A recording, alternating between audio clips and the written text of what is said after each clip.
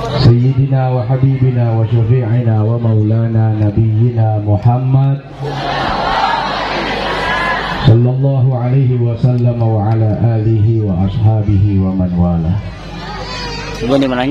Para ulama, para habaib, kiai, ajengan, masyayikh, ustadz dan ustadzah yang saya dan kita muliakan, sahabat saya Ustadz Iqbal Aksi 4 yang alhamdulillah menjadi sebab wasilah bersama dengan sahabat-sahabat, guru-guru mubalik muda Cianjur hari ini berkumpul bersama. Mudah-mudahan guru-guru kita, ajengan-ajengan kita semuanya sehat walafiat, panjang umurnya, berkah hidupnya, dan bisa terus membimbing kita semua. Amin ya robbal. Para tokoh sesepuh aparatur pemerintah, Dimas Babinsa yang hari ini juga hadir, begitu juga Pak RT, Pak RW, Kepala Desa, terkhusus tokoh-tokoh yang ada di Grand Amanda tanpa Manopo. Amanda Manopo itu artis sih. Jadi ini Amanda tanpa Manopo. Mudah-mudahan sehat semuanya, lancar dalam tugas-tugasnya. Amin ya robbal. Ibu-ibu, bapak-bapak, saudara-saudara, hadirin hadirat, kita semua yang berkumpul di sini, mudah-mudahan nanti berkumpul lagi di surga. Amin ya robbal. Masuk surga itu syaratnya gampang. Gampang apa susah? Apa syaratnya? Susah. Gampang-gampang susah. Banyak orang berpikir kalau ibadahnya banyak, ibadahnya numpuk, udah pasti masuk surga. Benar? Benar? Pertanyaan saya, ini pertanyaan gampang sebenarnya. Sholat yang ibu kerjakan, udah yakin belum sholatnya sah? Saya nggak tanya diterima, terima mau urusan Allah ya. Udah yakin belum kalau sholatnya itu sah? Kok belum? Kenapa belum? Ketahuan malas ngaji ya.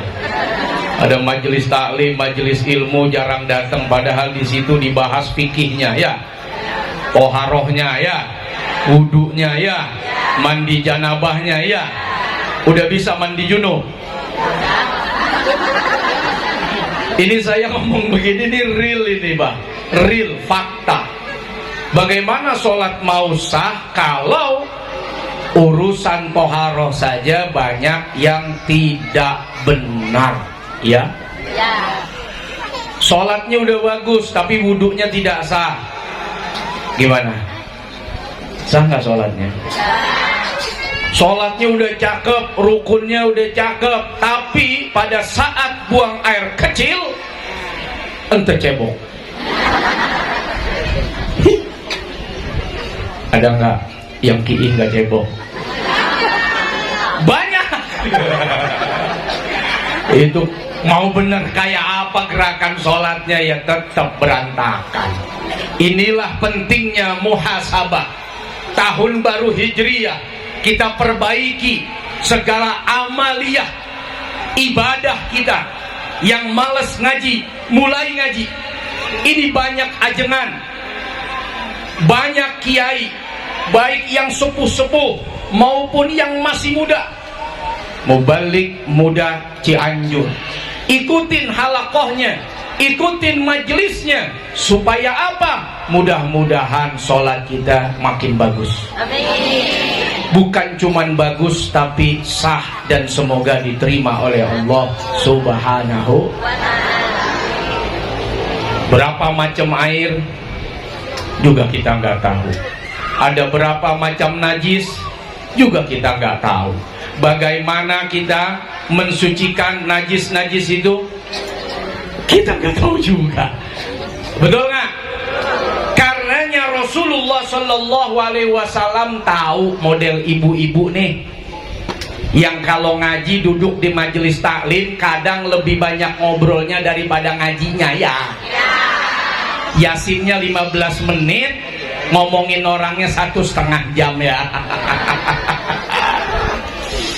Aduh, Bu, ternyata Allah Maha Pengasih, Allah Maha Penyayang. Bukan cuman sekedar amal yang akan diperhitungkan, tapi di dalamnya ada rahmat Allah Subhanahu wa ta'ala.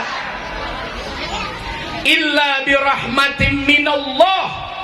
Kalau kita mau tengok diri kita, ibu bapak, sesungguhnya kita tidak pantas masuk surga. Nggak pantas. Surga itu kan abadi, kekal, selamanya, senangnya, bahagianya. Coba ukur-ukur ibadah.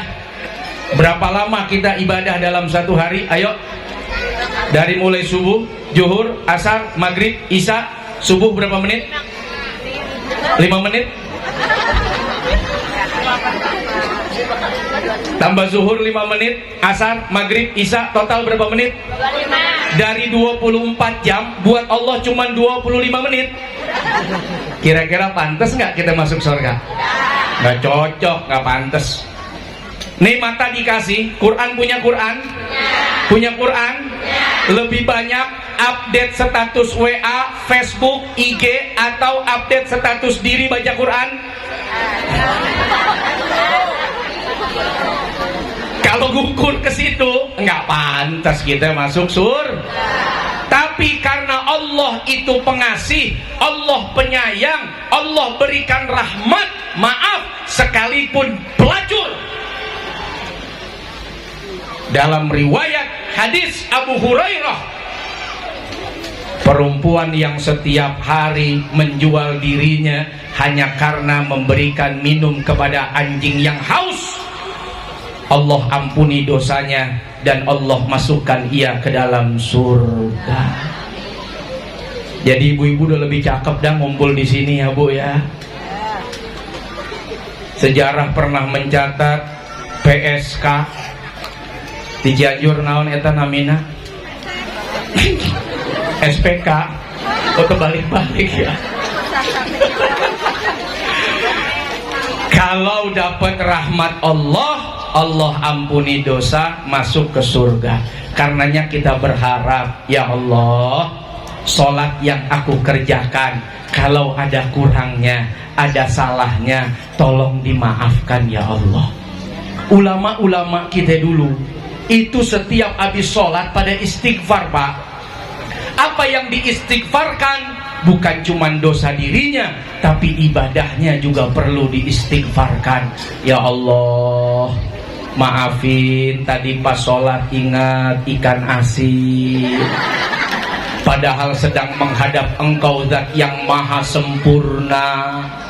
Ya Allah, maafin pas lagi sholat tadi ingat sendal belum diumpetin, takut sendalnya hilang, padahal aku sedang menghadap Engkau yang memiliki segalanya. Ya Allah, maafin tadi pas sholat HP menghadap ke atas, kepala desa nelepon, sempet ragu angkat apa enggak, angkat apa enggak, diangkat sholat batal, nggak diangkat nelepon mulu. Ya Allah, ya Allah, ya Allah, ya Allah. Semoga kita dapat rahmat di sisi Allah Subhanahu wa ta'ala. Nah, jadi tahun baru 1444 Hijrah ini adalah tahun yang harus lebih baik daripada tahun yang kemarin. Insya ngajinya, sholatnya, puasanya, ibadahnya, akhlaknya, hubungan kemanusiaannya, mudah-mudahan lebih bagus lagi. Amin ya robbal. Yang kedua, Allah Subhanahu wa ta'ala menitipkan pesan kepada nabinya. Karena semua apa yang disampaikan oleh Nabi Shallallahu Alaihi Wasallam itu sesungguhnya adalah wahyu. Itu adalah wahyu dari Allah Subhanahu. Apa kata Nabi Shallallahu Alaihi Wasallam? Ar-rahimuna yarhamuhumur rahman, irhamu man fil ard yarhamkum man fis sama. Nah ini soal rahmat. Orang-orang yang punya kasih sayang, belas kasih di hatinya, di dalam kehidupannya, maka akan disayang sama Zat yang Maha Penyayang. Sayangi apa yang di bumi, yang di langit akan sayang kepadamu. Kenapa Allah menggunakan kata sayang lewat lisan nabinya? Karena sayang itu tidak pernah perhitungan. Bu, suaminya sayang nggak sama ibu? Dia yang kerja, ibu yang belanja, ya. Ya, itulah workshop. Suami yang work, istri yang shop. Suami dapat gaji, dititip duitnya ke padahal waktu bujang boro-boro mau nitip duit ke emaknya aja nggak mau, nitip ke bapaknya aja ogah, dipegang sendiri. Tapi begitu sudah punya istri, uang gajinya dititip sama jangankan saya, jangankan ibu, ini komandan juga, tanyain aja, duitnya dipegang. Tabungan sih boleh namanya, tapi ATM sama PIN-nya yang pegang bininya. Itu sayang. Dan kalau udah sayang nggak ada perhitungan. Makanya tadi saya cerita, kenapa nih seorang pelacur bisa masuk surga karena dosa diampunin? Hanya karena sebab dia sayang sama anjing yang haus, lalu diberikan minum karena anjingnya kehausan di pinggir sumur. Sebab orang sayang itu tidak pakai logika. Sayang itu bahasa gampangnya kasihan. Allah tuh kalau lihat kita tuh kasihan. Udah kayak orang bener duduk di sini, tapi hatinya kemana-mana, otaknya melayang. Belum yang mikirin pinjol, belum yang mikirin kreditan, mata si melotot. Tapi pikiran, besok datang nih yang nagih nih. Kesian, Allah kesian, lihat kita kesian. Karenanya dibikin mudahlah surga itu bagi hamba-hambanya. Selain ibadah, selain kewajiban yang kita lakukan untuk Allah Subhanahu wa ta'ala, maka jangan lupa hablum minan nas. Hubungan kemanusiaan juga harus dijaga. Apa nih temanya nih? Ukhuwah Islamiyah dan Watoniyah, terutama di lingkungan perumahan Grand Amanda. Tuh, kita jaga ukhuwah Islamiyah, hubungan persaudaraan umat Islam, Watoniyah secara anak bangsa apapun agamanya di lingkungan kita Grand Amanda. Alhamdulillah. Bu, ibu lagi sholat, ya. Tahu-tahu sebelah rumah kebakaran, tolong yang kebakaran non muslim. Terusin sholatnya apa berhenti?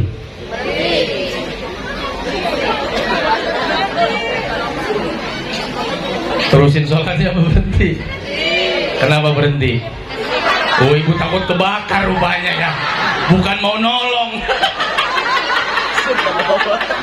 Ini alasan dua hal yang membingungkan ini. Kenapa berhenti? Ya gue takut kebakar lah. Pas keluar ya gue kabur. Dalam urusan lagi menghadap Allah saja, ya, kalau ada kebakaran, ada orang teriak minta tolong, berhenti dulu. Itu aturan fikih kayak begitu coba. Sangkin menghormati nyawa, menghormati darah, menghormati keselamatan. Kalau terlambat ditolong, mau kemana nyawa akan dicari, mau kemana keselamatan akan diulang. Tapi kalau sholat, subhanallah, kalau ada waktu masih bisa terusin sholatnya. Kalau tidak ada waktu masih ada kodoknya.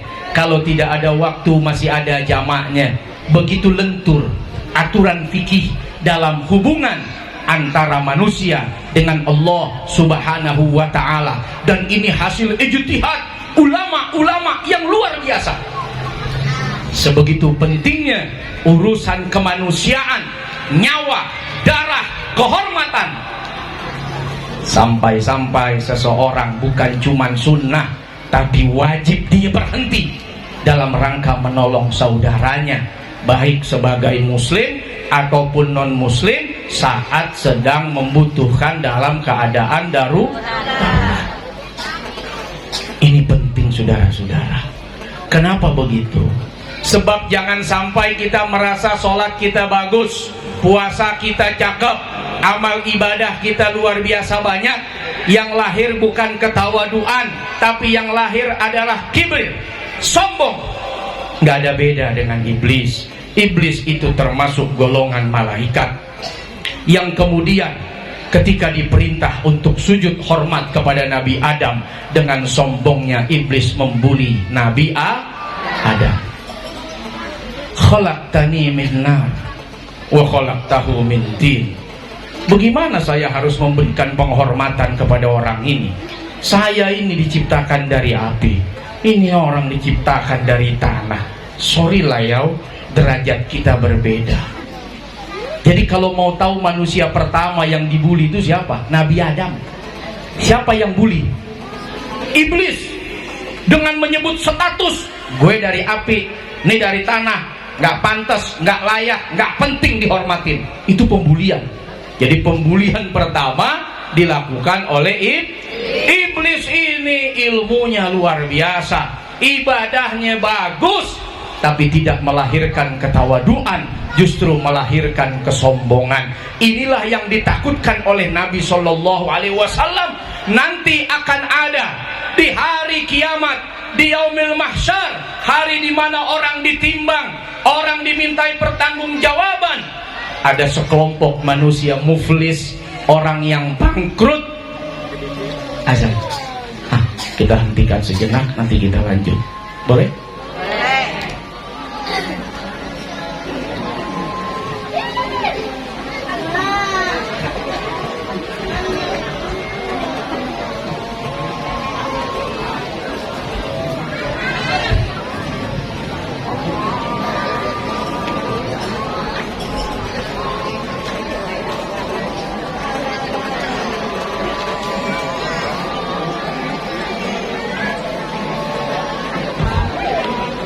Allahu Akbar, Allahu Akbar.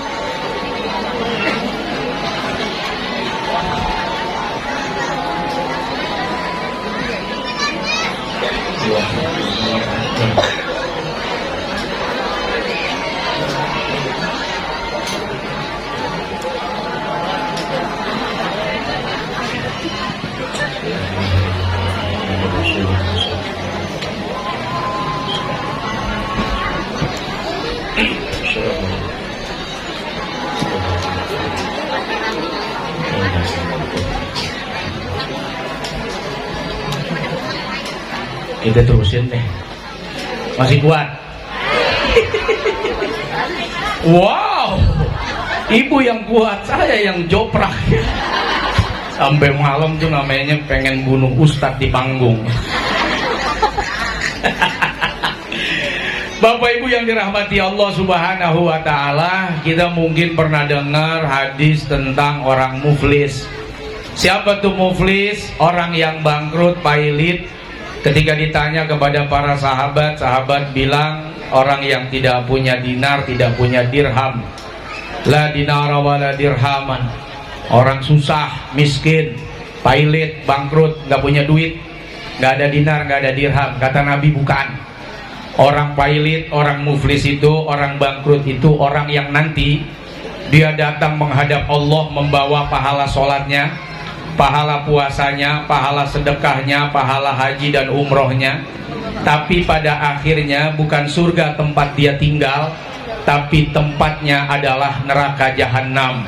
Tsumma turiha finnar, kemudian dilemparkan oleh malaikat ke dalam api neraka. Tentu ibu bertanya, kok bisa orang yang bawa amal ibadah tapi tempatnya di neraka? Jawabannya singkat, itu yang paling kita takutkan hari ini. Di tengah banyaknya beredar informasi hoak, di tengah banyaknya beredar informasi fitnah, di tengah banyaknya postingan-postingan yang lalu lalang di IG ibu, di IG bapak, di Facebook kita semua, kadang jari tidak tahan untuk mengetik, ya. Kadang jari tidak tahan untuk julid, ya. Kadang jari tidak tahan untuk menghina, ya. Kadang jari tidak tahan untuk komen jelek, ya. Ini nanti akan menjadi pertanggungjawaban di hadapan Allah. Orang-orang yang dijulitin, difitnah, dicaci, dimaki, dirampas haknya, kehormatannya, hartanya. Di dunia mungkin tidak punya tempat mengadu. Di dunia terlalu banyak yang harus diurus oleh polisi dan TNI. Tapi di akhirat Allah akan tunjukkan, itu pelakunya pakai akun bodong, itu pelakunya pakai akun palsu, itu pelakunya yang gambarnya, profilnya gambar pohon. Ada apa di sana? Orang-orang yang dirampas kehormatannya, dirusak harga dirinya dengan hinaan, fitnahan, caci makian dan lain sebagainya. Dia menuntut keadilan kepada Allah. Ya Allah, tidak ada dinar, tidak ada dirham, tidak ada perdamaian dengan uang dan emas hari ini. Perdamaian kita adalah bertukar dengan amal kebaikan.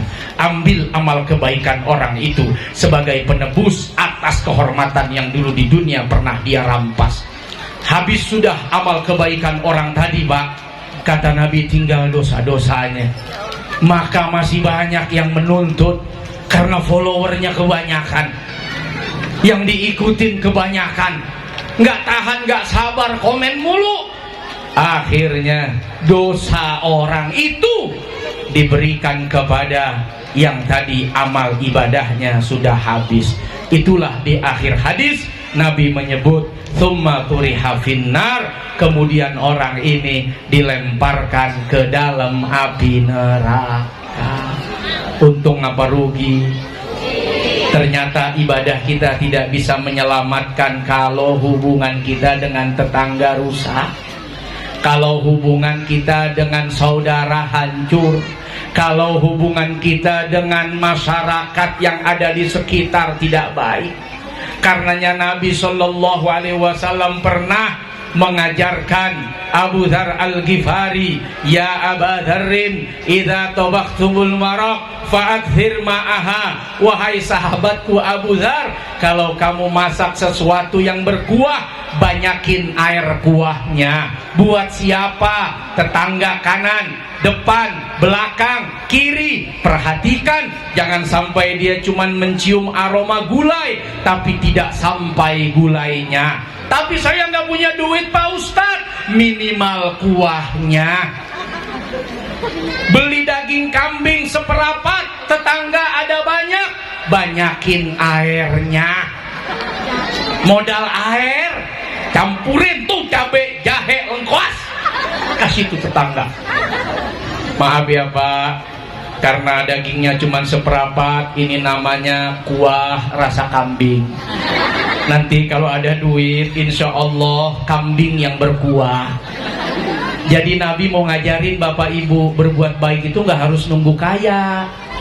Kan kita suka begitu, ntarlah kalau gua kaya baru gua nyumbang masjid, ntarlah kalau gua punya duit baru gua bantuin yatim, ntarlah kalau gua punya duit baru gua senengin istri, ntarlah kalau gua punya duit baru gua bagi-bagi tetangga. Tidak, dari sini kita belajar bahwa kebaikan itu tidak harus menunggu dan menunda-nunda waktu. Sekalipun hanya kuah saja mulia di sisi Nabi Sallallahu Alaihi Wasallam, karena bukan kuahnya yang jadi nilai adalah perhatiannya. Ibu, kalau dikasih bunga mawar sama suaminya, ibu seneng gak? Pas anniversary dikasih bunga mawar, sekuntum mawar merah, ibu seneng gak? Padahal harga mawar di Cianjur murah, 5.000. Kalau udah hitam setengah 2.500. Tapi ibu senang, bukan perkara 5.000-nya harga bunga mawar, tapi ibu melihat perhatian suami di momentum anniversary. 25 tahun pernikahan, suamiku masih mengingat keromantisan. Diberikanlah aku sekuntum mawar merah ini. Ya salam.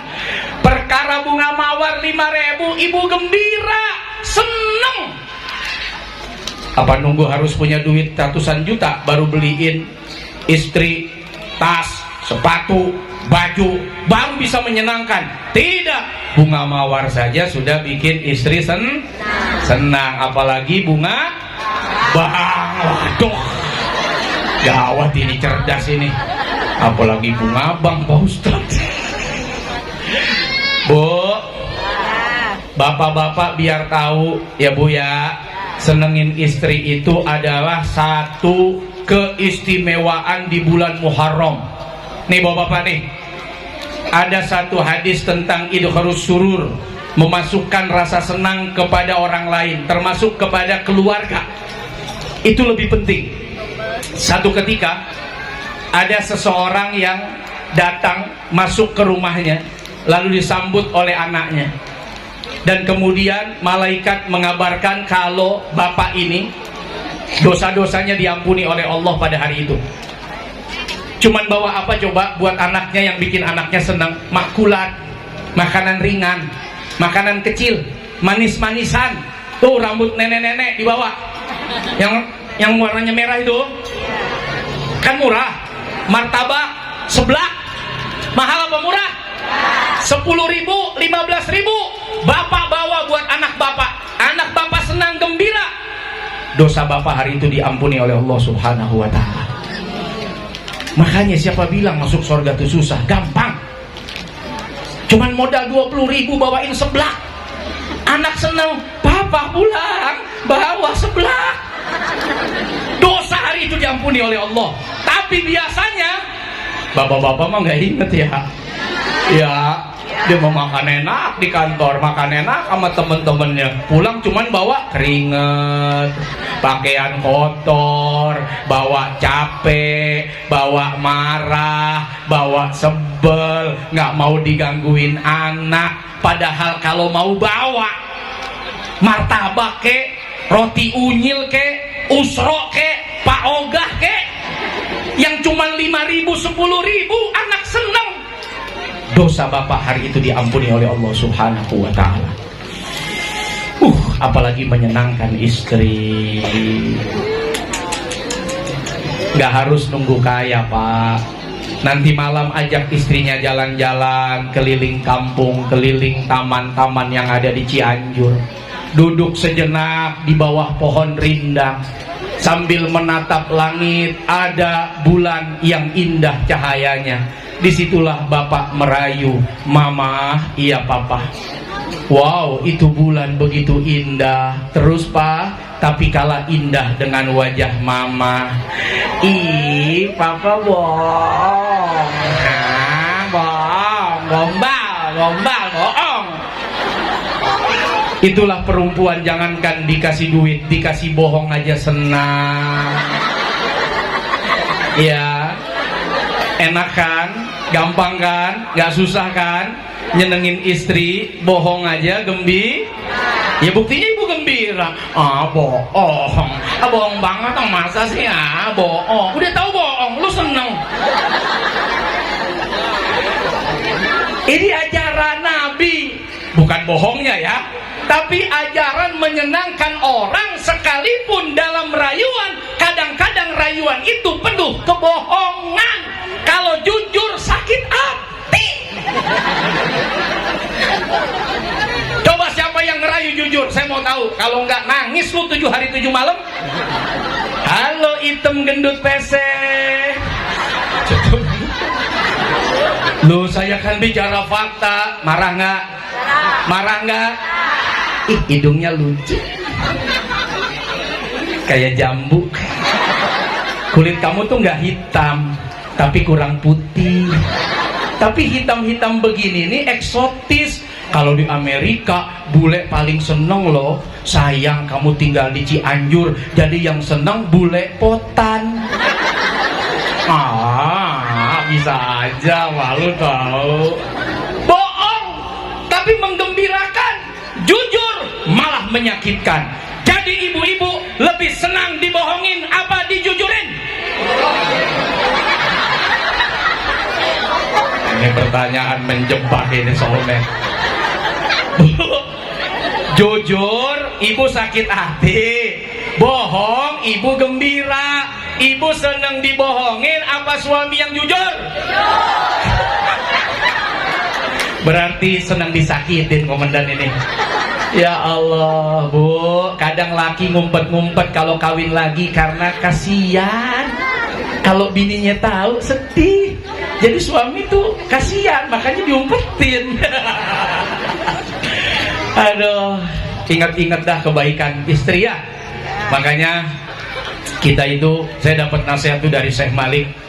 Kita tuh kalau mau tidur atau sudah tidur, ya, istri udah tidur atau suami udah tidur, pandang wajahnya, pandang.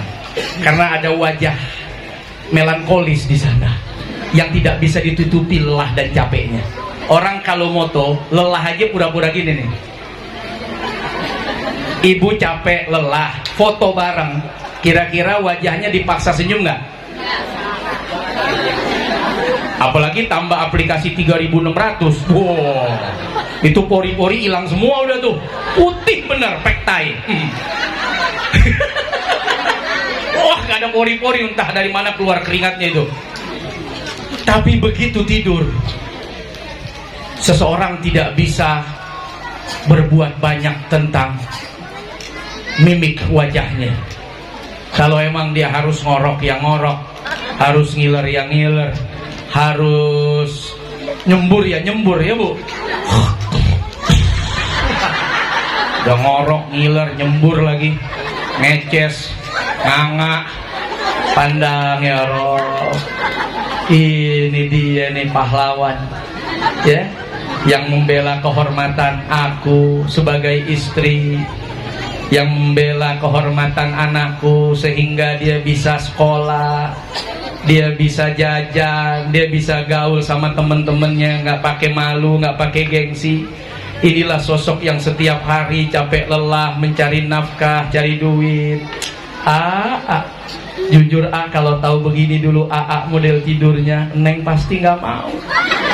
Tapi ngelihat begini pasti karena capek, lelah. Lah pahlawan sejati yang bekerja cari nafkah, pergi pagi pulang malam berkeringat untuk menyenangkan dan membela kehormatan kebahagiaan aku, istri dan anak-anakku.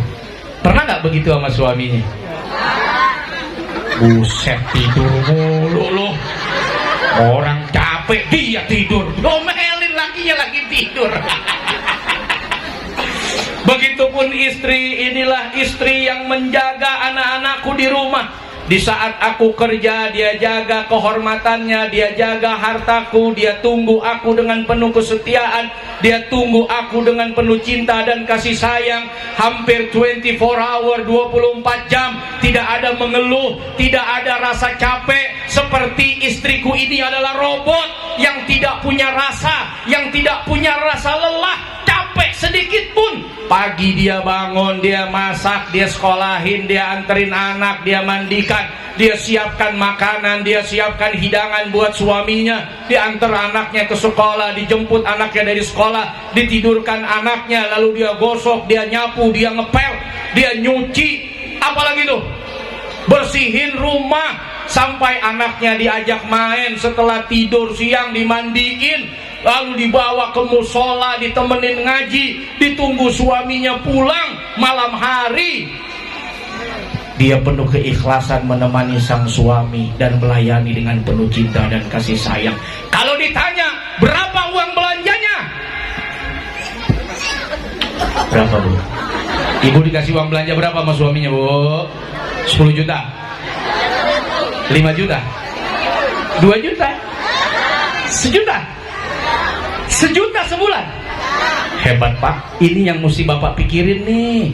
Nih bini nih, 1 juta masak, mandiin anak, nyuci, bangunin suaminya, beberes, nganterin, apalagi nungguin, belanja, ngatur duit, apalagi ngegosok, digosok, nyuci, dicuci, nggak kenal lelah. Sebulan berapa? 1 juta. Ibu kalau mau protes, Pak, pembantu rumah tangga aja 2 juta cuman gosok nyuci. Lah ini saya hampir 24 jam, udah masak diomelin, kadang dicaci maki, dibayar 1 juta lagi, kadang ditonjok. Buat Mike Tyson ditonjok aja 2 miliar. Orang tanding tinju itu adu jotos miliaran. Lah ini bini ditonjokin sebulan 1 juta. Pikirin, ya Rob, perempuan model begini nih, kalau belum mati jangan dikubur. Ini perempuan yang tidak pernah perhitungan.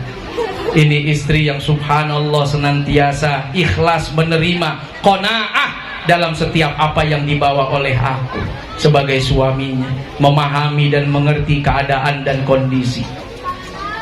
Kalau sama-sama saling mengingat, maka insya Allah hubungan keluarga akan baik-baik saja. Amin ya robbal. Nah itu saja ya ibu-ibu, udah lapar kelihatannya. Itu wah kentang udah, kentang apa itu? Oh bukan ya, saya pikir kentang itu. Ya kue-kue udah mulai jalan, perut sudah mulai keroncongan. Insya Allah kita ketemu lagi. Jaga hubungan keluarga, hubungan tetangga, hubungan masyarakat dalam urusan ukhuwah Islamiyah maupun wataniyah. Mudah-mudahan Allah jaga NKRI selamat, anak-anak kita, putra-putri kita menikmati kemerdekaan yang sudah ke-77 tahun atas darah nyawa yang pernah ditorehkan oleh pahlawan-pahlawan bangsa kita. Kita baca suratul Fatihah untuk semua pahlawan yang sudah merelakan dirinya, nyawanya, hartanya, darahnya untuk perjuangan membebaskan negeri ini dari penjajahan. Semoga Allah ampuni dosa-dosa mereka, Allah masukkan mereka ke dalam surga, dan Allah angkat derajat mereka menjadi derajat para syuhada. Al-Fatihah. A'udzubillahi minasyaitonirrajim. Bismillahirrahmanirrahim. Alhamdulillahirabbil alamin. Arrahmanirrahim. Maliki yaumiddin. Iyyaka na'budu wa iyyaka nasta'in. Ihdinas shiratal mustaqim. Shiratal ladzina an'amta 'alaihim ghairil maghdubi 'alaihim waladdallin. Amin. Rabbighfirli wa liwalidayya. Amin. Terima kasih Ibu dan Bapak semua. Mohon maaf lahir batin. Wassalamualaikum warahmatullahi wabarakatuh. Waalaikumsalam warahmatullahi wabarakatuh. Sebab malam lumayan 4 jam setengah di Jakarta.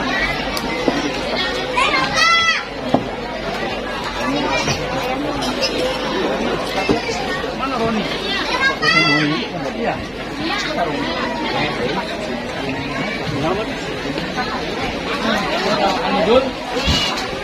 Untuk selanjutnya para anak-anak yatim dipersiapkan untuk santunan. Mohon ibu jangan dulu bubar, nanti di akhir kita akan mengadakan mahalul qiyam menyambut kedatangan